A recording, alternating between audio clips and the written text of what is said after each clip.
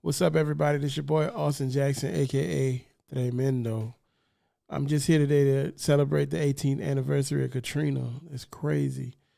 18 years since Katrina touched down in New Orleans, and whole life different. Obviously, it's been different.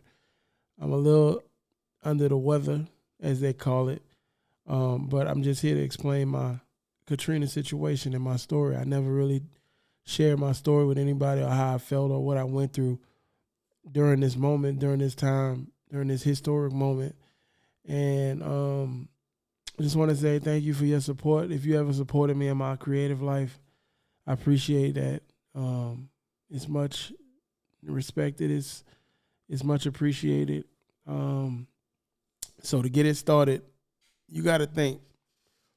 When Katrina came, I was in 12th grade, and I remember that summer. That's our summer. '05 had just left, so it's '06 in the building, and sometimes called the forgotten class '06 because that was our senior year. Now some people had great years and they went back to high school. My year wasn't bad because I learned new things, but you know, going into that summer, I was extremely ready, extremely excited to showcase all the work I had done. Up to that point, I was a percussionist at McMain. Obviously, I went to McMain.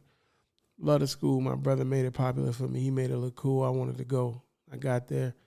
I did my thing, got in the band, and then, 12th grade come. We slaughtering. And we had just started to implement this new style. Everybody went to Norfolk. I didn't go. But everybody went to Norfolk, and they learned all these things. They learned everything about Norfolk style. So we was about to start implementing that style. I remember how excited it was because, we wanted to go and be them ones that left our legacy and left our mark, with all our '06 guys. We had a bunch of guys who are now successful, doing their thing all over the world in every walk of life. So when Katrina happened, well, I'm gonna go before that. It was Friday. That summer had went well. We had a lot of young guys, which we refer to as crabs, in the band, and we was training them up and raising them up to do what we got to do.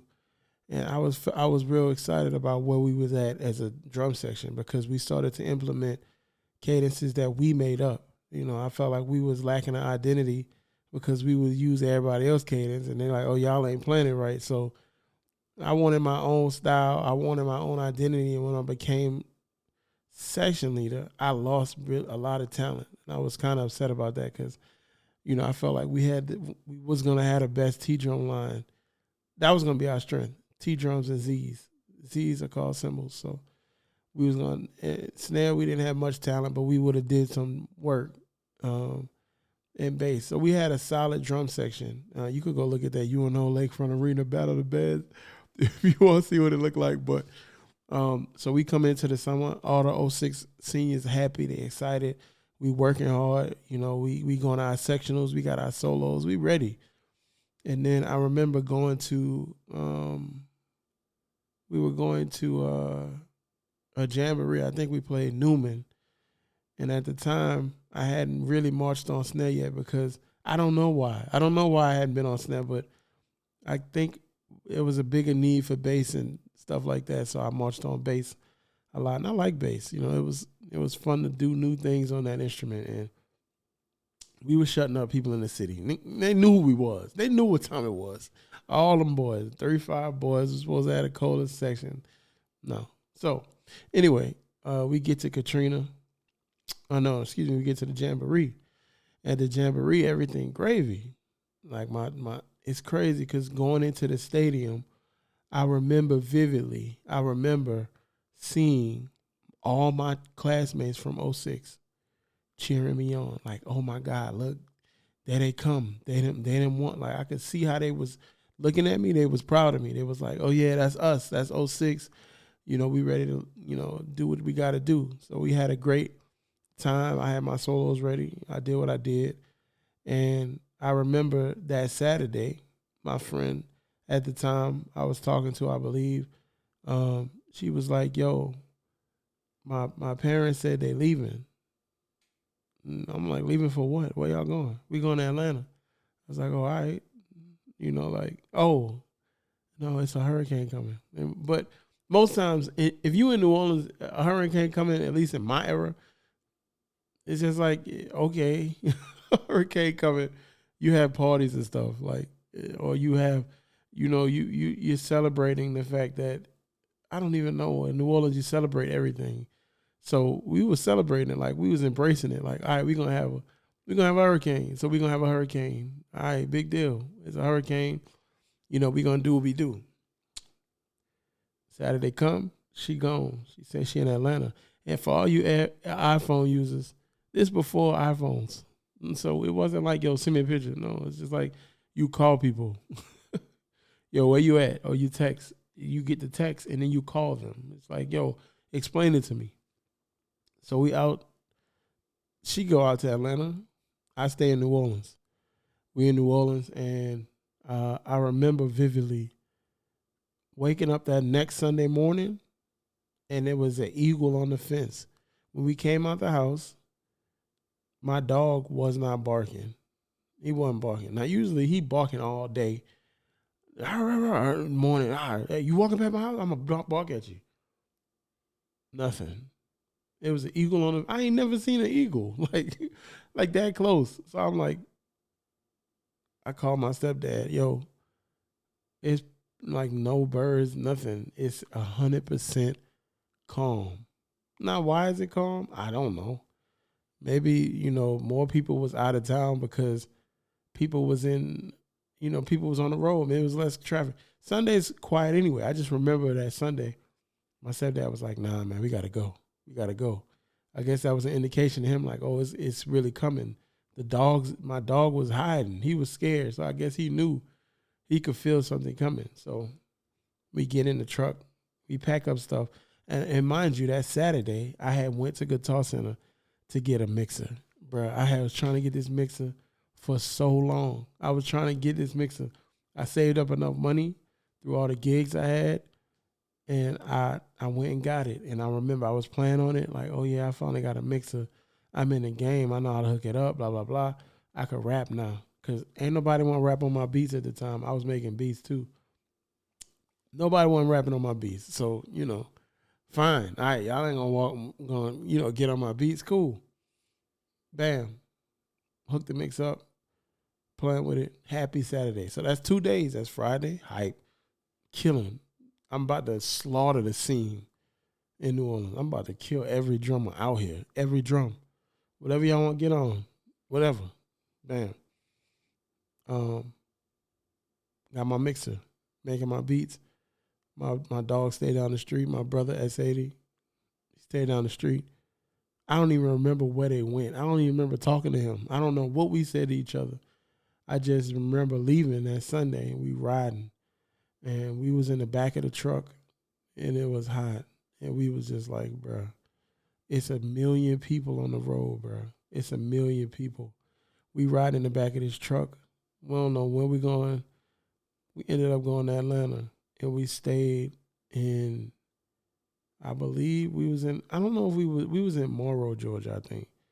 We wasn't in Atlanta. But, we was New Orleans, so we was like, whatever. It's whoever, it's whatever, it's whenever, it's however. I remember everybody in the hotel was asleep this Sunday night. And usually in the house, I'll be the one to wake up first. And so I woke up first and I remember turning the TV on and I was like looking. I just was looking like I couldn't believe what it was, but it wasn't everything yet. It was just like, New Orleans flooded, it always floods. It floods everywhere all the time. But this time it was like the levels were so high, you really was like, all right, cool, but I'm going to go back to school when the water go down. Yeah, because it was not about to ruin my year. I had already preconceived that this is going to happen for me. I'm going to kill everybody. I'm going to be in the best band. We going to kill everybody. I'm going to go march at JSU. I'm going to become the greatest snitcher of all time. This is my thinking. I'm not thinking about nothing. And McMain was 3 stories. So I'm like, come on. Bruh, when I tell you, I looked and I was just like, they started showing more and more parts of the city. And once I saw that, they said the levees had broke, and I think I seen like a picture of like water up above the levee, and I was just like, "Oh my Lord, it might not be. Oh, it might be over for me." But at the same time, I still was like, "Man, we coming back."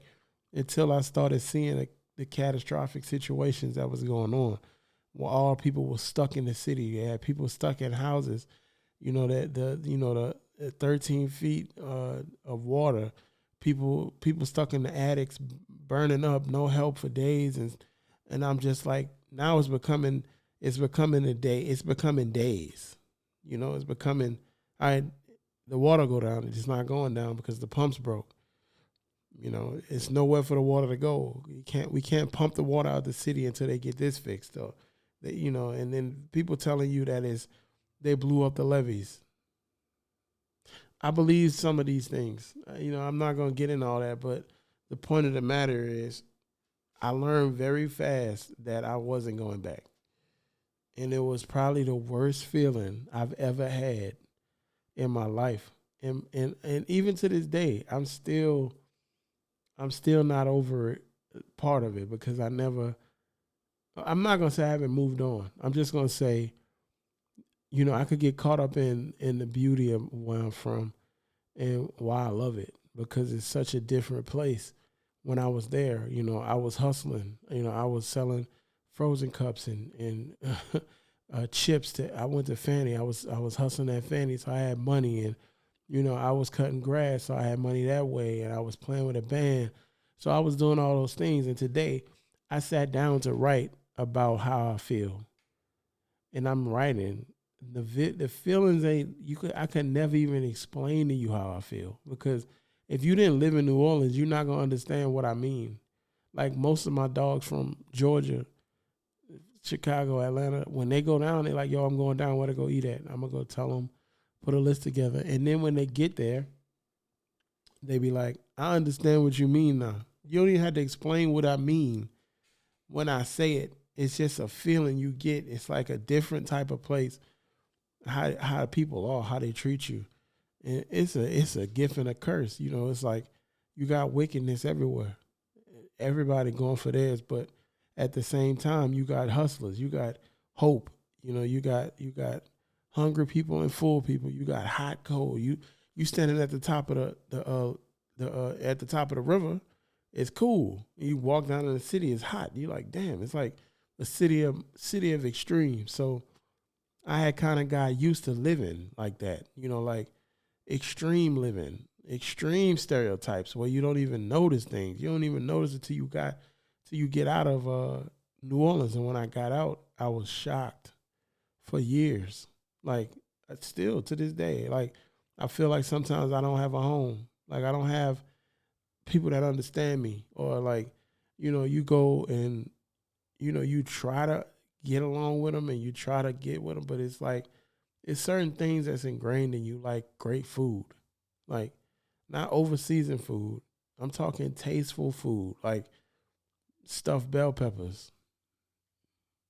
I don't even know how many bad stuffed bell peppers I had, or rather I say different, because I'm sure if I grew up in Georgia, I don't know anybody who go to New Orleans and don't like the food. I don't know. Like, they had a dude on Twitter hating, talking about, oh, yeah, New Orleans food trash. I never went to and we like, where you went? It's always like that. Like, where you go? I went to Huck Finn's. Where's Huck Finn's? I ain't never been there. So to give y'all like the feeling that I had, it was extreme confusion. I did not understand white people at all. Freaking back, I'm bringing it to color because I didn't understand them. I'm just like, I never even met you or been with you. We had like 3 white people at our school, so we got a snapshot of white people, but they kind of was like us a little. Who knows? They might have had a secret life that we didn't know nothing about. But then when you're around predominantly black people, you're used to certain things and stereotypes and certain feelings and certain things that happen. You got certain instincts. Then you get around predominantly white people and you feel the same way you felt, only to find out that what you feel might not even be 100% authentic with them, it might not matter. You know, you might be like in the dressing, they might not.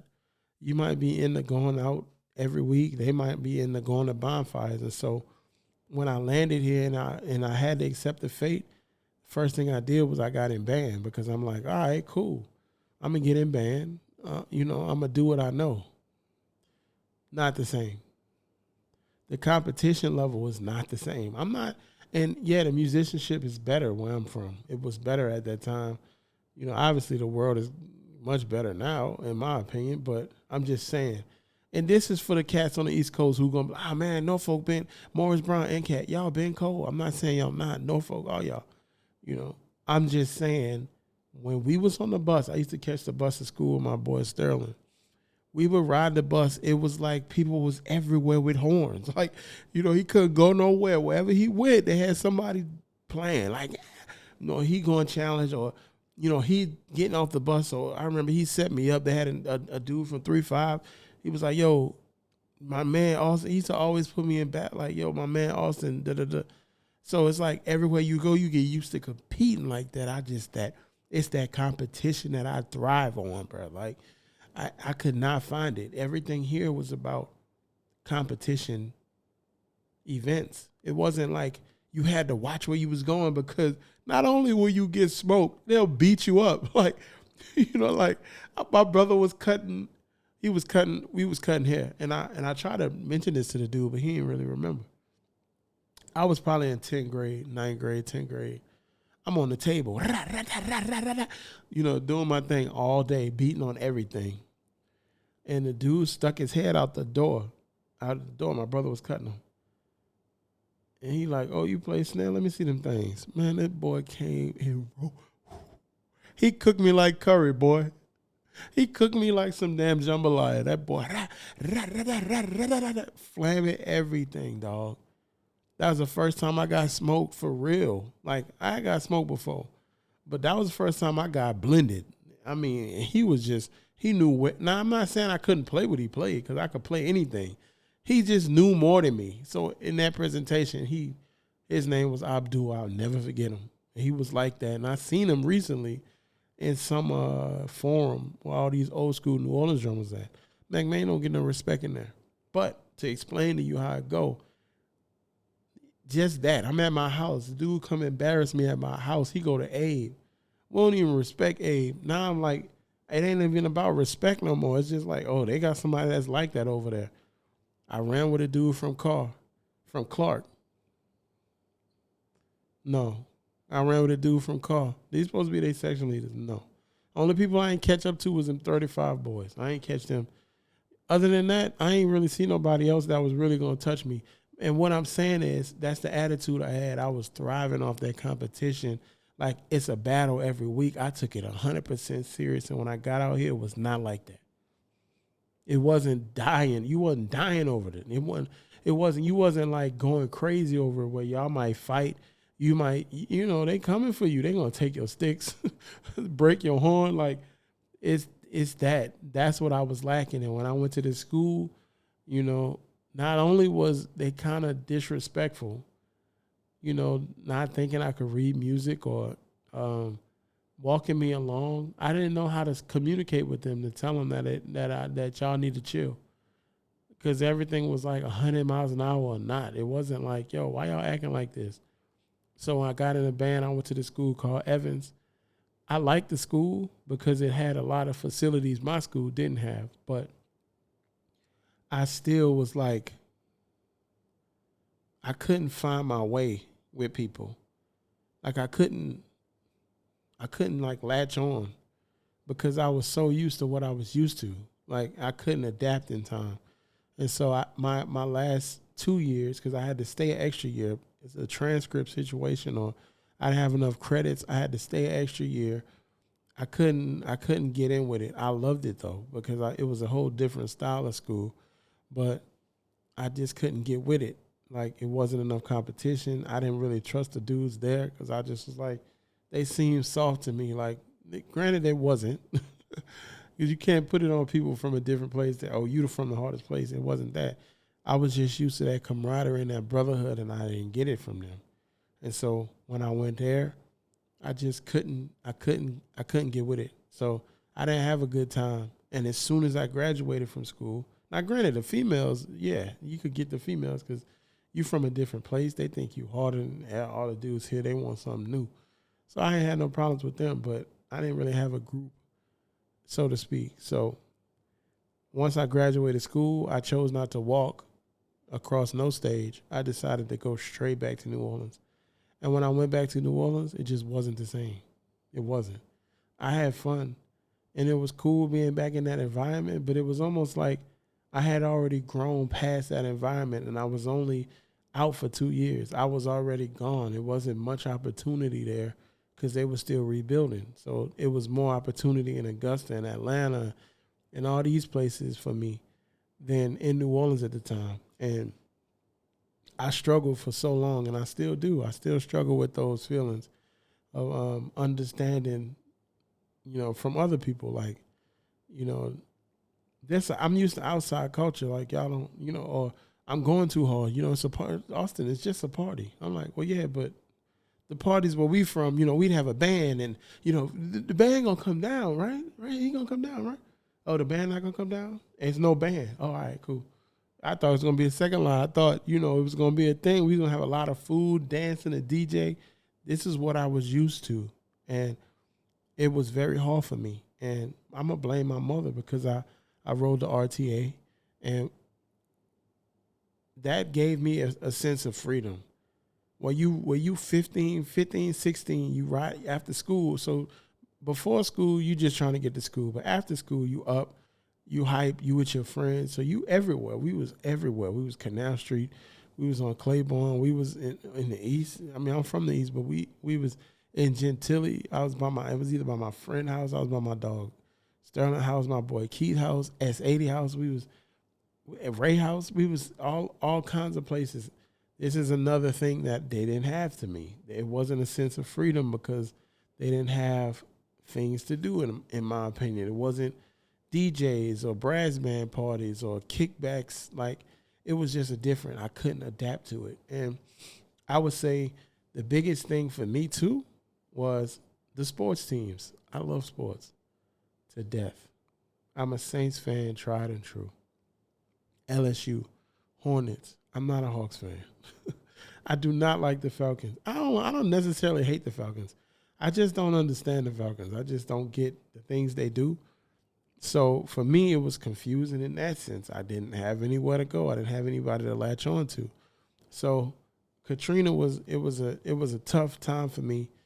It was more a tough time because I just love New Orleans that much. Now I'm kind of past the idea of living in New Orleans. Like, I always tell all my friends, yeah, I'm thinking about moving back, and I do. I think about moving back all the time, but I never, ever follow through because I don't believe in it in that way.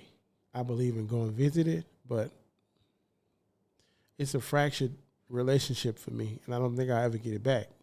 And the one thing that, Katrina did give me was it gave me a sense of vision. It enhanced my vision because now I realize that I have a lot of skills of survival, but what's the next level past when you surviving? Do you graduate to thriving? What are you doing that's going to take you to that next level? What are you doing? And it wasn't like that for me. When I go back, I listen to my friends and they don't seem happy about where they are. Or excuse me, where the city is. That like the corruption and regardless of race, the corruption and where's the money going, and so it's extreme poverty in certain places, and it's like a lot of crime, tons of crime. Where now it's like left. Back when I was there, it was dangerous too, but it was like now it's like, damn, you don't know where this shit gonna come from. It could be anybody.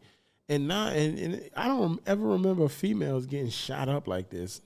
Now they getting murked. So I'm like, quality of life with a family, like, I'm not saying that's everywhere in New Orleans, a lot of my friends have families in New Orleans. It's just for me at this point, I think that my relationship with New Orleans ain't where it was, and I don't know if it'll ever get back there.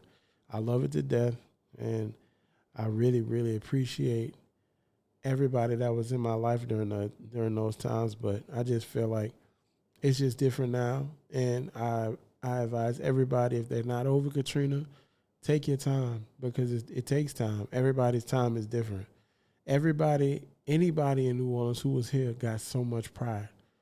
You grow up, you hear music everywhere. It's rich in culture. You outside, you dancing. It's warm, it's hot. It's just the extremes that you deal with. You love them. You love it to death. You love it. It's a sickening love. And then you realize when you get out that you didn't really know everything. You didn't know or see everything. You didn't experience everything. You have a certain acquired set of skills and culture, and then you have to expand it. And I think that, I won't bet against us, the greatest hustlers of all time from New Orleans, the best music, the best culture, the best food, all of that. But with that being said, that's my Katrina anniversary story. I ain't going to drag y'all through no more. I am selling my pre-Katrina New Orleans hats for $18. Because why? Well, because it was 18 years ago. Let's just sell it for $18. We ship those out to y'all expeditiously. It takes about 2 weeks for us to get it popping. And to all my supporters and everybody that's been here with me from day one, I appreciate y'all. Follow us. This is School of Life. That's what S-Life stands for. It's School of Life. That's what we're on right now. And paperbackboys.life. That's my Saints site in a sense, but it's really my sports situation. That is what we're running with. And I appreciate everybody for the support. I hope everybody has a beautiful anniversary of Katrina, and you celebrate the amazing culture that made us who we are. God bless everybody.